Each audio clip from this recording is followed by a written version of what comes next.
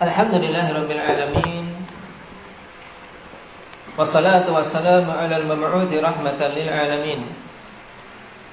Wa ala alihi wa ashabihi ajma'in. Amma ba'd.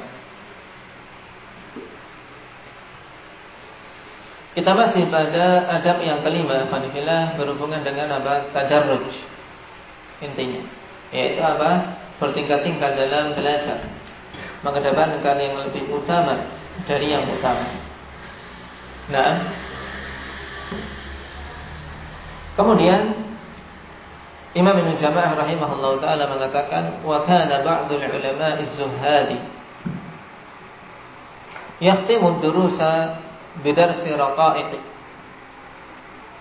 yufidu bihi al-hadirina tadhhir al-batin.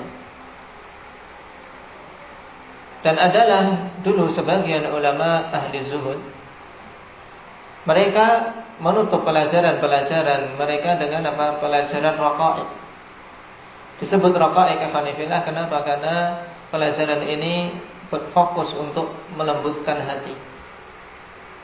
Yufidu bihil hadirin tadhhirul batin, yang dia memberikan faedah dengannya kepada orang-orang yang hadir pensucian batinnya, sehingga hatinya menjadi bersih. Hatinya menjadi lembut. Dan ini memang penting kan? Padahal banyak kegiatan-kegiatan yang kita lakukan semenjak pagi sampai tidur kembali, hal-hal yang menjadikan batin kita apa? Batin kita kotor, menjadikan hati kita gersang, hati kita kaku. Untuk kita menangis ya Khwanifillah dalam salat kita sulit. Untuk kita mengingat Allah Subhanahu wa taala di saat-saat kita sendirian, hampir tidak terbersih. Butuh untuk seorang melembutkan hati ya Khwanifillah dengan apa? Dengan pelajaran-pelajaran itu, dengan membaca bagaimana keadaan para salaf, mengingat kematian. Dan juga apa Hanifillah untuk memupus kesombongan. Karena apa? Ilmu rentan untuk menjadikan pemiliknya sombong. Ilmu rentan untuk menjadikan pemiliknya sombong. Baik. Wa nahwi dzalika min 'idhatin wa riqqatin wa zuhdin wa sabrin. Dan yang semisal dengan itu berupa apa? Berupa pelajaran, berupa apa? Wejangan-wejangan. Wa riqqah, dan apa? Pelembutan dan kezuhudan serta kesabaran. Ini juga hal yang hendaknya kita usahakan Alhamdulillah, dan bahkan itu termasuk buah ilmu. Buah ilmu. Jadi ilmu itu jangan sampai kita membayangkan hanya sekedar apa? Sekedar hafalan yang banyak, kemudian apa? Kitab-kitab yang banyak yang dipelajari. Tidak, alhamdulillah. Kata Imam Syafi'i rahimahullah ta'ala, laisal ilmu ma hufid. Bukanlah ilmu itu yang sekedar yang dihafal. Walakinnal ilma khasyah. Akan tetapi hakikat sebenarnya ilmu adalah khasyah, rasa takut pada Allah Subhanahu wa ta'ala. Maka heran terkadang dengan sebagian thalabah yang apa? Yang meremehkan durus adab. Wah, itu pelajaran mudah. Padahal itu sebenarnya prakteknya itu sulit. Itu pelajaran umum saja. Saya butuh pelajaran khusus. Pelajaran khusus. Ini menunjukkan apa? Tidak paham hakikat ilmu itu apa. Ilmu itu intinya bagaimana kita apa? Menimbulkan rasa takut pada Allah Subhanahu wa ta'ala pada diri kita. Sebanyak apapun hafalan ya Khanifillah, sebanyak apapun kitab yang dipelajari, sebanyak apapun matan yang kita sudah kuasai, kalau tidak ada rasa takut pada diri kita, ini kita jahil. Kita masih bodoh kan? Bodoh. Allah Subhanahu wa taala khususkan sifat para ulama dengan khasyah. Ini orang-orang yang betul berilmu, yang mereka memiliki rasa takut. Innama yakhsyallaha min ibadihi ulama. Hanyalah orang-orang yang betul-betul memiliki rasa takut kepada Allah itu para ulama. Maka penting ikhwani fillah, ma'syara talabatil ilm. Hal ini untuk kita ingat. Jadi kita belajar bukan hanya sekedar banyak-banyakan hafalan, banyak-banyakan ilmu dah, atau mengejar ijazah dah. Syekh Shalih Fauzan Al-Fauzan di antara ceramah beliau yang bagus menunjukkan betapa banyak di sana mahasiswa dengan gelar-gelar yang panjang dari universitas-universitas Islam, keluar dengan gelar LC, keluar dengan gelar MA, keluar dengan gelar doktor atau profesor. Tapi sedikit di antara mereka yang mencapai martabah ulama. Sedikit. Karena ilmu bukan sekedar teori, bukan sekedar teori. Baik. Maka butuh kita sering-sering mengecek itu. Hakikat ilmu adalah khasyah. Dan kita diuji di zaman ini alhamdulillah dengan Dengan begitu banyak fitnah, baik syubhat maupun syahwat yang akan memaling kita dari rasa khasyah ini, dari rasa takut. Yang tidak kejeblos pada maksiat berupa fitnah dunia atau fitnah wanita, atau maksiat-maksiat yang lain, kejeblos dalam fitnah lisan, ghibah, namimah dan seterusnya. Yang tidak jatuh di fitnah ini, fitnah dalam diri sendiri, riya, sum'ah, kibr dan seterusnya. Maka banyak-banyak minta pertolongan pada Allah Subhanahu wa taala.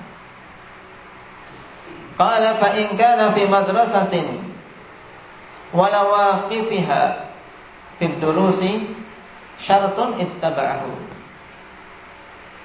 wala yuhillu bima huwa ahammu ma buniyat lahu tilkal binyah wa muqifat li ajli. Dan ini juga adab yang bagus yang diingatkan oleh Imam Ibnu Jamaah rahimahullah ta'ala. Apabila dia itu mengajar di suatu madrasah, wala waqifiha, dan yang mengikuti madrasah, yaitu sesuatu yang diikutkan dengan madrasah itu. Intinya dia mengajar di suatu tempat yang di situ ada aturan, misalnya di pondok atau yang lainnya. Baik. Fid durusi syaratun, pada pelajaran-pelajaran yang ada syaratnya, ittaba'ah, maka ikuti. Misalnya dia mengajar dalam pembahasan nahwu, ya sudah. Dia mengajar nahwu karena mungkin dia mampunya baru itu, ngajar nahwu. Jangan Jangan keluar dari dari yang ditugaskan. Dari yang yang disyaratkan, dalam artian takalluf, membebani diri pada sesuatu yang tidak dia punyai.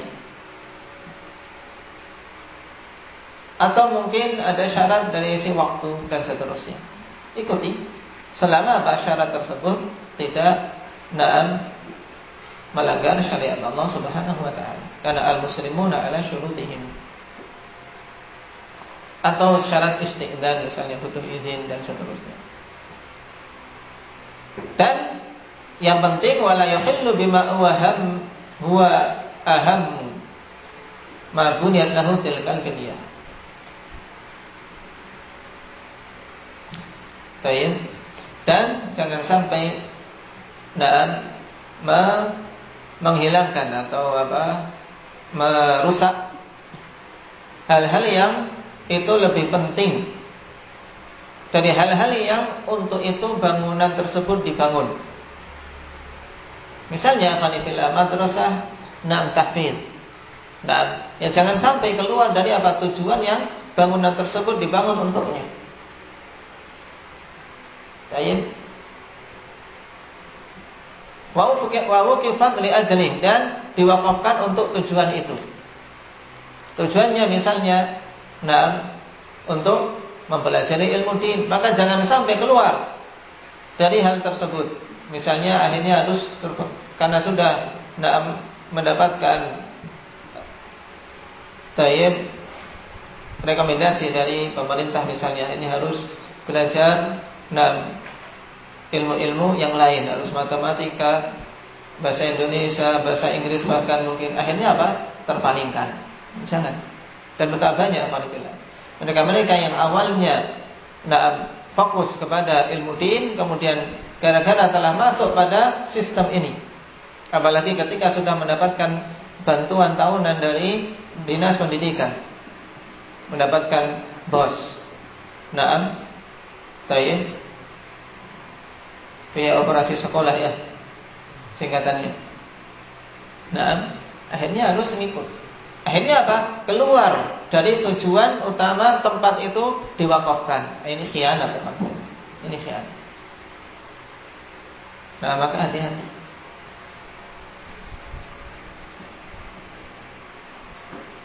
Baik.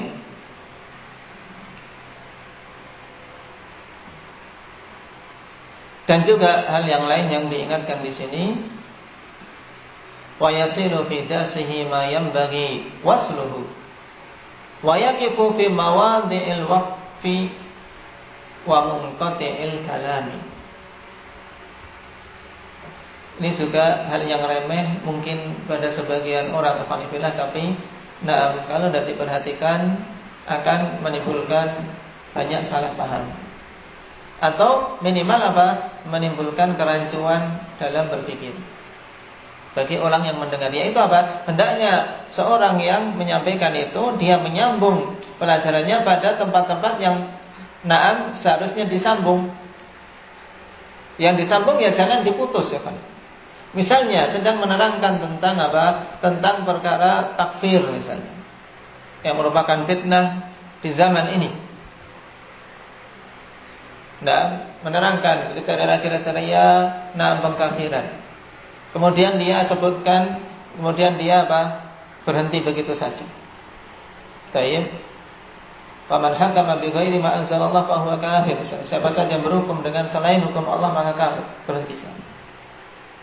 Akan menimbulkan banyak kerancuan pada pada para pendengar. Oh, berarti akhirnya mereka menghukumi sendiri-sendiri. Oh, fulan kafir, fulan kafir, fulan kafir.